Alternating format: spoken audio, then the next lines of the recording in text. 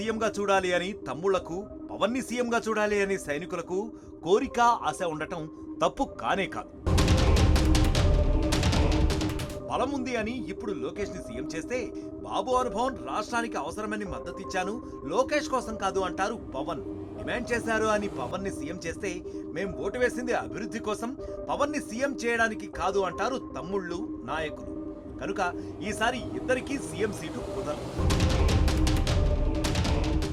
ఇద్దరికీ ఉన్న ఆ కోరిక, ఆశ లక్ష్యం అవ్వాలి అంటే రెండు మార్గాలు. ఒకటి, వచ్చే ఎన్నికల్లో 50-50 షేరింగ్. 2, ఎవరికి వారు సింగిల్ గా పోటీ చేయడం. ప్రభుత్వ వ్యతిరేక ఓటు ఖచ్చితంగా ఉంటుంది. వచ్చే ఎన్నికల్లో మళ్లీ కూటమిగా వెళితే ఆ వ్యతిరేక ఓటుకి జగన్ ఒక్కడే ఛాన్స్. అది 6% మించితే ఎవరైనా గెలవచ్చు. పైగా కమ్మా కాపు ఇప్పటి సఖ్యత అప్పుడు ఉంటుంది అని గ్యారెంటీ లేదు. ఎవరికి వారు సింగిల్ గా వెళితే ప్రభుత్వ వ్యతిరేక ఓటు చీలితే లోకేష్ కి లాభం, లేదా వ్యతిరేక ఓటు కన్సాలిడేట్ అయితే జగన్ లేదా పవన్ కి లాభం.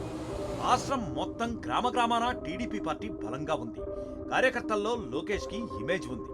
గెలుపు ఓటములతో సంబంధం లేకుండా 40% ఓటు బ్యాంకు లోకేష్ సొంతం. భాజపాతో ఉన్న సెక్యులర్ విధానాలు ఆచరించడం టీడీపీకి ప్లస్, ఒక వర్గం అతి టీడీపీకి మైనస్. సినీ ఇమేజ్ అండ్ కాపుల్లో బలం, మాటల్లో పవర్ అండ్ యాటిట్యూడ్ పవన్ సొంతం.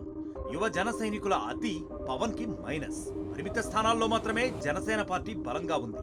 ముందు పవన్ పార్టీ విస్తరణ చేసుకోవాలి.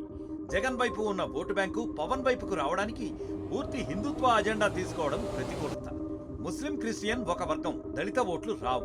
మిగతా వర్గాల ఓట్లపై ఫోకస్ చేయాలి. అప్పుడు మాత్రమే పవన్ సొంతంగా గెలుపు సాధ్యం. ప్రస్తుతం టీడీపీ, జనసేన కలిసి ఉండడం రాష్ట్రానికి, మన పిల్లల భవిష్యత్తుకి అవసరం.